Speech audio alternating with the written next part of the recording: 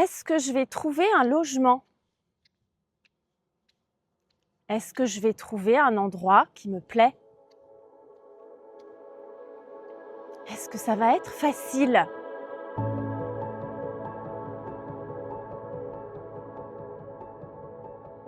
Quand on part vivre, s'installer à l'étranger, ces questions sont cruciales. Elles sont importantes parce qu'elles peuvent générer un certain stress. On ne sait pas où on va vivre, on ne peut pas savoir. Et il va falloir s'organiser. Donc c'est de ça dont je voudrais te parler aujourd'hui. Je voudrais te dire comment ça s'est passé pour moi quand je suis venue m'installer au Canada, il y a 7 ans maintenant. 7 ans.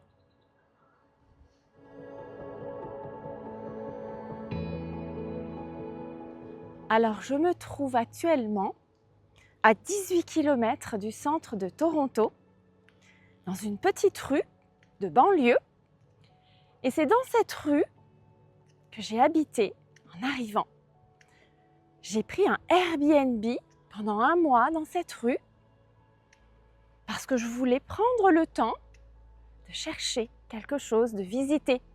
C'est difficile de s'engager tant qu'on n'est pas arrivé sur place.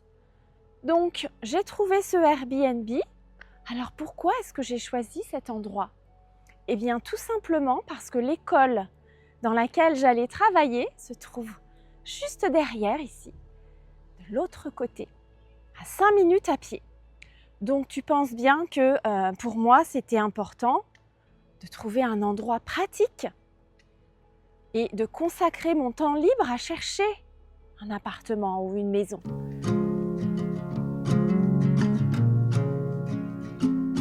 Alors j'ai finalement trouvé quelque chose.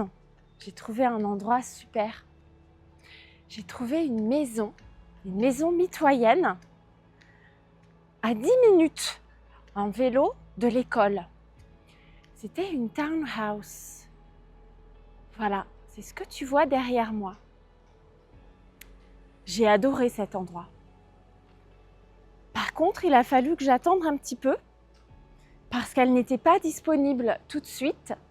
Donc, j'ai prolongé mon Airbnb pendant 1 mois et donc j'ai pu m'installer dans cette maison et j'y suis restée pendant 2 ans. Alors, il n'y avait pas de jardin, il y avait juste une petite terrasse, mais c'était vraiment super. Elle était en très très bon état. Elle était meublée, donc c'était super facile pour moi. Et au final, c'était pratique parce que j'étais près du travail. Et puis il y avait le lac juste à côté. Tu vas voir, je vais t'emmener. On est à 3 minutes du lac Ontario.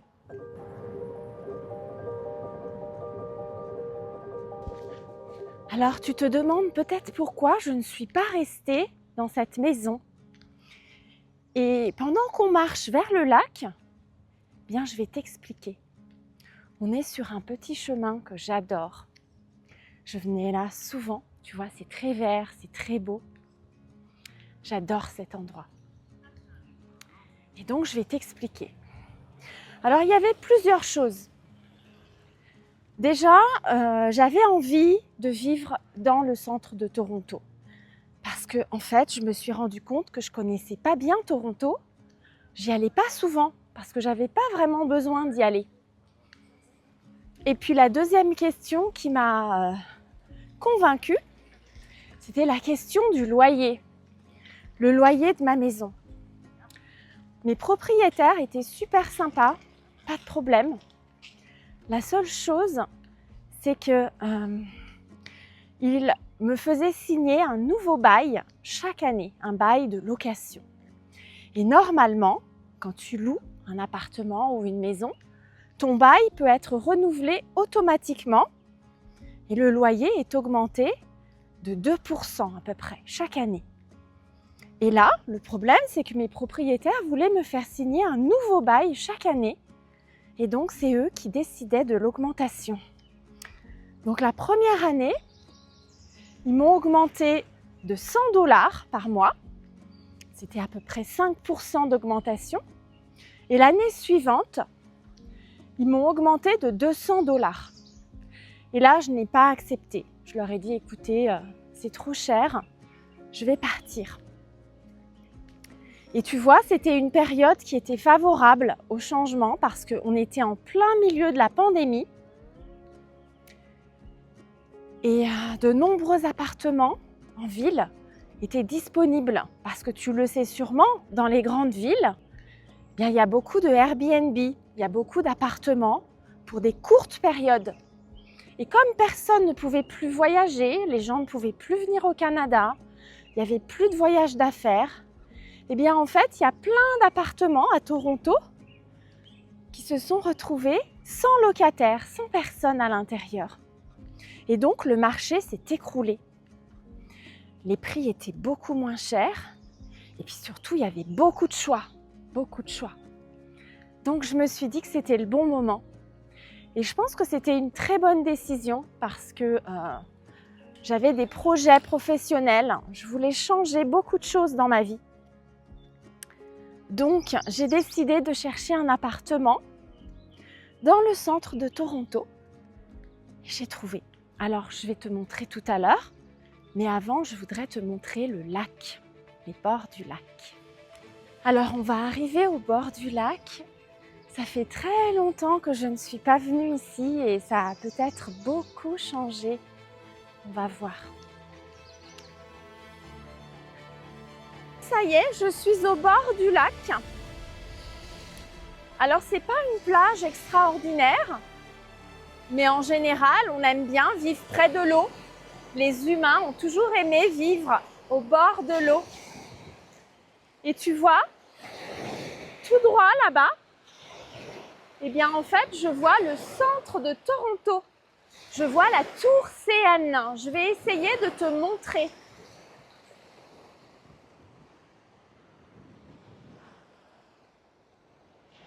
Alors tu vois, c'est assez loin. Et la tour CN, elle brille dans le ciel. Elle se trouve à quelques minutes de mon appartement actuel. Donc tu vois, je venais très souvent ici. En plus, tu as les pistes cyclables tout près. Et tu peux faire du vélo le long du lac sur des kilomètres et des kilomètres. C'est vraiment super. Moi, j'adorais faire ça le week-end. Et je suis contente de revenir voir cet endroit avec toi.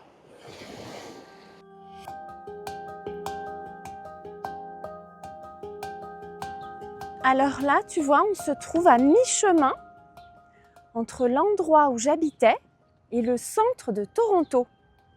C'est un quartier qui s'est beaucoup développé ces dernières années, assez dynamique, très sympa. J'aime beaucoup cet endroit. Et tu vois, j'ai pensé m'installer ici, mais j'ai très vite abandonné cette idée parce qu'en fait, ça n'avait pas beaucoup de sens.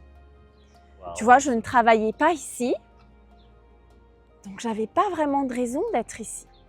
Et puis c'était loin de Toronto, c'est pas très bien desservi ici, il n'y a pas de train, la gare est beaucoup plus loin. Donc en fait, c'était pas une bonne idée et j'ai renoncé.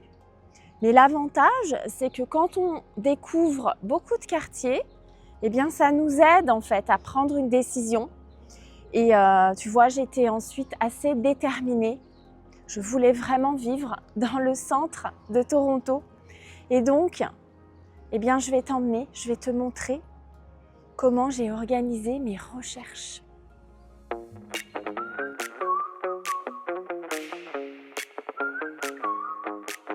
Ça y est, je suis dans le centre de Toronto.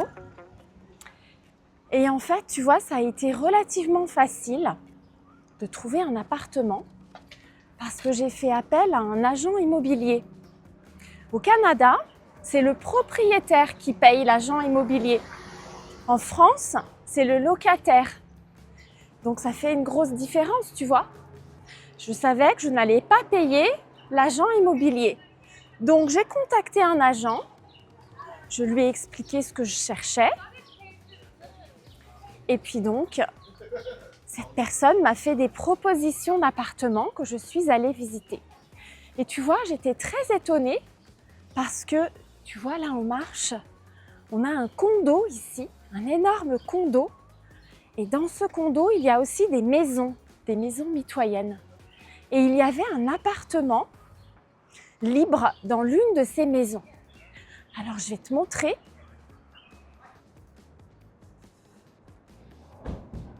Et tu vois, mon agent immobilier m'a dit, voilà, il y a un appartement dans une maison mitoyenne. Est-ce que vous êtes intéressé? Alors, j'ai dit oui. Tu vois, c'est la porte qui se trouve juste là, en bas. C'est pas vraiment un sous-sol, mais en fait, les maisons, elles sont en deux parties. Tu as le haut de la maison, avec plusieurs chambres, etc. Et puis en dessous, tu as un appartement. Donc, je suis venue voir et j'ai trouvé ça super. C'était vraiment un très bel appartement. Il y avait un petit jardin. Donc, j'ai posé ma candidature. Quelques jours après, mon agent m'a informé que je n'avais pas été choisie parce que quelqu'un avait proposé de donner plus d'argent pour le loyer. Et tu vois, j'ai trouvé ça vraiment déloyal. En France, c'est illégal de faire ça. Si le loyer est à 2 000 $, eh bien le propriétaire s'engage à louer son bien à ce prix. Eh bien ici, les gens surenchérissent. Ça veut dire qu'ils sont prêts à donner plus d'argent. Et tu vois, moi, si je fais pareil, si je surenchéris encore, eh bien ça ne s'arrête jamais. Et c'est à cause de ce genre de pratique que le marché explose. Donc, je n'ai pas donné suite et j'ai visité 3 autres appartements dans l'immeuble dans lequel je vis aujourd'hui. Voilà. Et ça fait 5 ans que je suis dans mon appartement. Je suis très bien, je l'aime beaucoup. Alors, tu vois, pour conclure, j'ai envie de te dire qu'on finit toujours par trouver un appartement qui nous plaît. C'est possible. Alors, c'est vrai que j'habite en plein centre-ville. Il n'y a pas que des avantages. Il y a du bruit, tu vois, les appartements sont assez proches les uns des autres. Il y a une certaine promiscuité. Mais je vais conclure aujourd'hui, avec quelque chose qui me paraît être le problème le plus important ici, à Toronto, et c'est le cas pour plein de grandes villes du monde.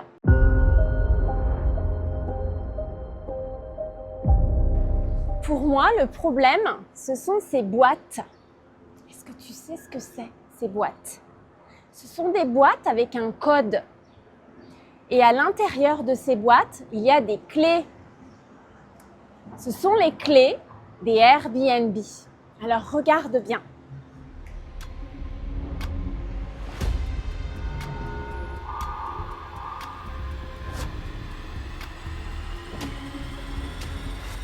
Qu'est-ce que tu en penses?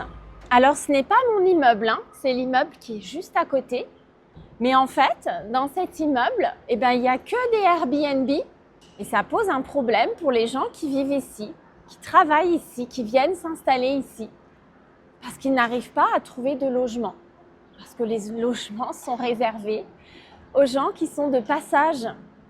Et je trouve ça vraiment difficile parfois parce que les prix augmentent. On ne trouve pas de logement. Voilà. Alors, je te rassure tout de suite, j'ai pas du tout l'intention de déménager. Mais tu sais, si je dois partir un jour, j'ai bien conscience que ce sera compliqué, très compliqué. Mais bon, je vais pas penser à ça, ça sert à rien du tout. Aujourd'hui, tu vois, mon but, c'était de te proposer une expérience en français facile. Une expérience d'écoute. Voilà, donc je te dis à très bientôt. Passe une bonne fin de journée. Bye bye.